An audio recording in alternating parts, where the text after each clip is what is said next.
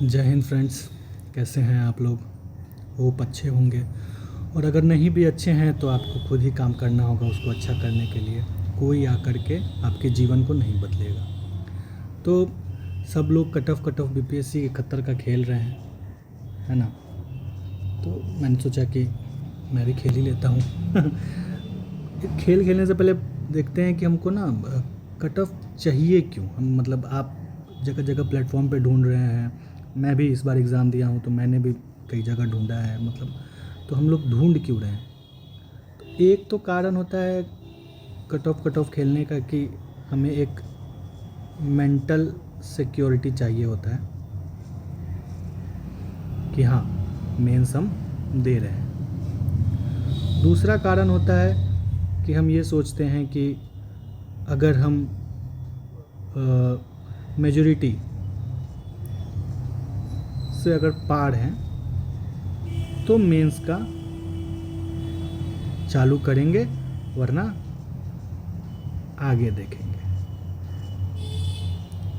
ठीक है, तो मैं जो ये पहले वाली लोग हैं इनके लिए है कि मेंटल सिक्योरिटी क्या है कि इनके लिए मैं एक नंबर बता दूंगा, ठीक है, आगे चल के बता दूंगा। लेकिन जो ये मेजॉरिटी हैं जो ये सोच रहे हैं कि मेंस का तैयारी तभी शुरू करेंगे अगर पार हुआ तो फिर आप भ्रम में हैं।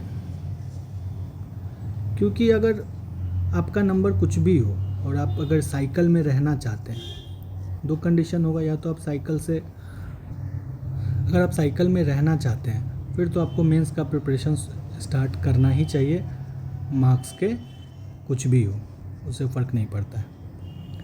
लेकिन अगर आप साइकिल में नहीं रहना चाहते तो भी आपको क्लैरिटी है ही कि मतलब होगा कि नहीं होगा।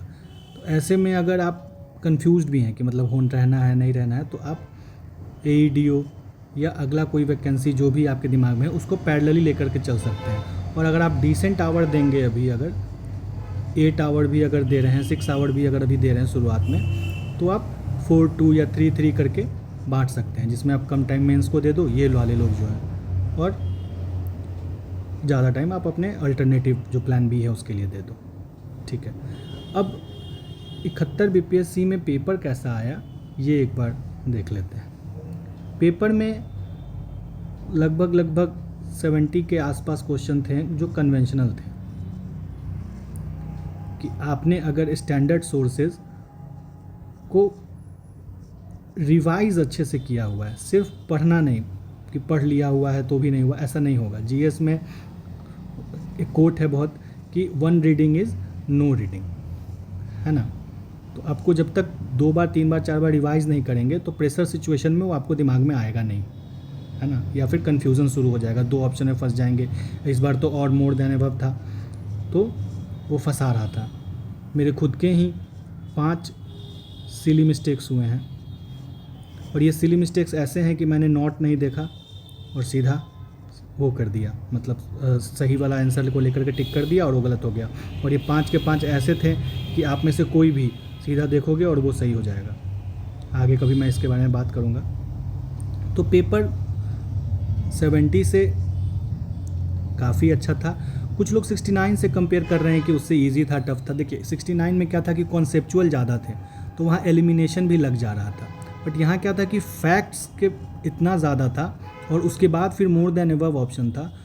इसको इस कारण से इसका नेचर और थोड़ा टफ हो जा रहा था, और वैकेंसी भी थोड़ी ज़्यादा है, तो आप ऑब्वियस सी बात है, आप दोनों को कंपेयर करना बड़ा मतलब जायज़ नहीं होगा कि 69 और 71 को हम कंपेयर कर दें। ठीक है, फिर हम ये देखते हैं कि कौन कौन से फैक्टर्स हैं जो इन्फ्लुएंस करते हैं कट ऑफ को।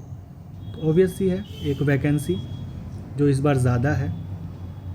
अब आप बहुत लोग हैं कि 17th में 2000 था, इस बार 1300 ही है, तो बट 1300 कम नंबर नहीं होता है। हमने 300 400 पर देख रखा है 2-3 साल का वैकेंसी, तो 1300 भी कम नहीं है। ठीक है, और पेपर का जो फैक्चुअल येट कंसेप्चुअल जो पैटर्न था वो काफ़ी परेशानी में डाल रहा था। ठीक है, तो ये दोनों ही जो फैक्टर्स हैं वो आपके कट ऑफ को नीचे लेकर के जाएंगी। अब एक और फैक्टर है, जैसे कि अगर हम देखें कि मतलब जो लेवल ऑफ प्रिपरेशन है बच्चों का वो बढ़ा है, या फिर 17th मेंस दे करके बच्चे आ रहे थे, तो उन लोगों का भी मार्क्स होता है जो लोग सर्वे में पार्ट नहीं लेते हैं।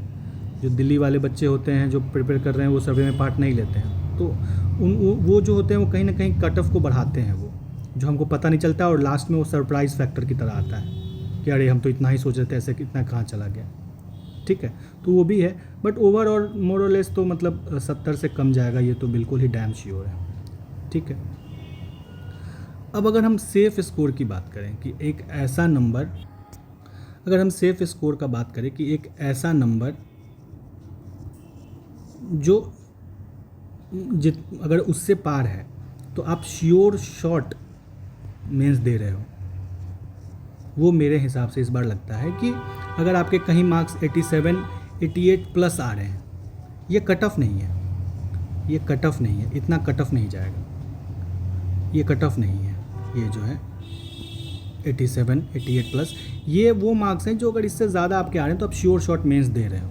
ठीक है, मेरे खुद के भी मार्क्स जो हैं वो 88.33 हैं, तो मैं भी मतलब अपने आप को श्योर शॉट वाले में बॉर्डर लाइन पे ही मान रहा हूँ, बट मुझे ऐसा लगता है कि कट ऑफ ये नहीं जाएगा। कट ऑफ मुझे लगता है कि यूआर का जो वेरियस जो जगह पे मैंने देखा है, और जो सर्वेज जो बहुत सारे उज्जवल सर का था या फिर अभिमन्यु सर का था, ठीक है, तो वहाँ पे मैंने देखा है, तो मुझे लगता है कि कट ऑफ जो है वो 82 से 86 वाला जो रेंज है, सब बोल रहे हैं वही मैं भी बोल रहा हूँ, मैं कुछ अलग नहीं बोल रहा हूँ, ये इसके बीच में रहेगा। बट अगर आप ऐसा सोचते हो कि ऐसा कौन सा मैजिकल नंबर है जहाँ से मैं एकदम श्योर शॉट श्योर हूँ, तो वो 88 प्लस 87 प्लस पे आप एकदम श्योर हो।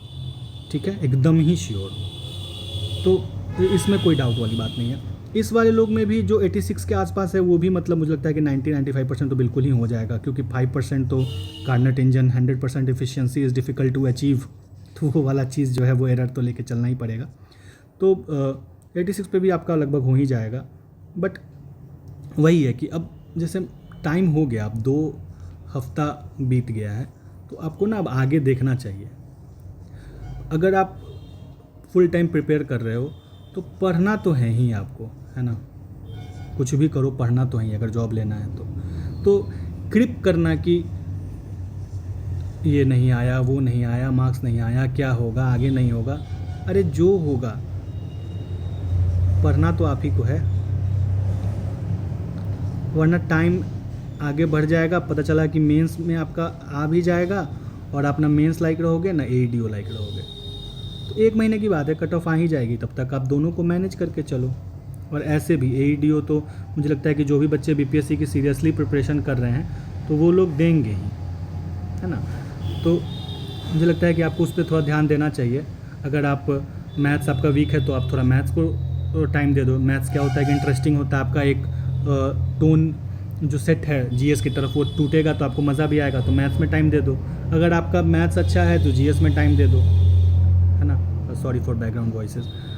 तो आप ये कर सकते हो, देखो पढ़ना तो है ही, अब ये सोचते रहना कि होगा नहीं होगा, अरे जो होगा होगा, ऐसा तो है नहीं कि आपका बीपीएससी हो गया तो बस अब प्रीलिम्स हो गया, अब बस आप आगे ख़त्म मोक्ष की प्राप्ति, या फिर नहीं हुआ तो भी मोक्ष की प्राप्ति इन नेगेटिव सेंस, ऐसा भी तो नहीं होगा ना। तो इसलिए रुकने से बेहतर है कि मतलब टाइम वेस्ट, अब हो गया, आराम भी हो गया, मुझे लगता है कि 2 हफ्ते बीत गए हैं तो आराम वाला जो फैक्टर था वो भी अब ख़त्म हो गया है। बाकी आप लोग बताना कैसा है वीडियो, और सॉरी थोड़ा बाकी आप लोग बताना कैसा है वीडियो, और अगर आप लोग चाहते हो तो मैं आपको अपना पेपर जो है वो ओरिजिनल वो डिस्कस कर दूंगा। बाकी मैं अभी पॉलिटी पढ़ रहा हूँ मेंस के लिए, जो मैंने 17th मेंस के टाइम पे अपने जो नोट्स बनाए थे उसको रिवाइज़ कर रहा हूँ, तो आप कहोगे तो मैं उस पर भी वीडियो बना दूँगा, ठीक है।